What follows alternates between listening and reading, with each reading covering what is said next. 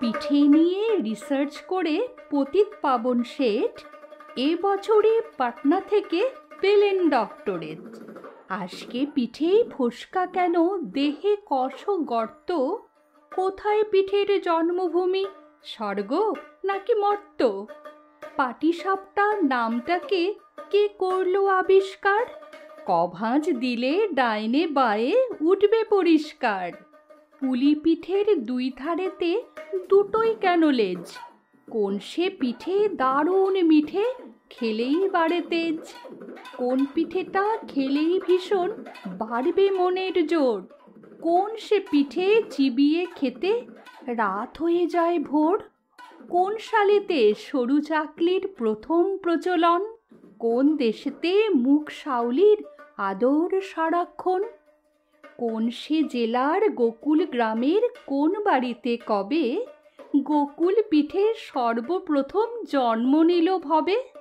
কষের দুধে কষ পুলি ফুটবে কত ঘণ্টা, হিসেব মতো মিলিয়ে নেবে তিথি এবং ঘণ্টা। পুর কিসে হয় পুলি পিঠের কিংবা পাটিসাপটার?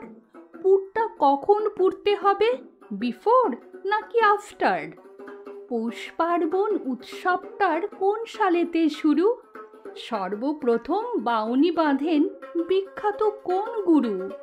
ভাজা ভিজে শুকনো সরস পিঠের কষজাত, ঝালপুলি আর মিষ্টি পুলির মধ্যে কি তফাৎ?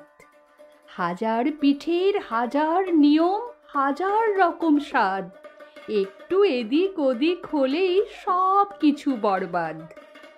এমনি করে তথ্য লিখে পতিত পাবন শেঠ বিশ্ববাসীর মুন্ডুগুলো করেই দিলেন হেট। ফিলোসফিতে ডিফিল মেলে, লিটারেচারে ডিলিট, পিছেলজিতে থিসিস লিখে ডিগ্রি পেলেন ডিপিট।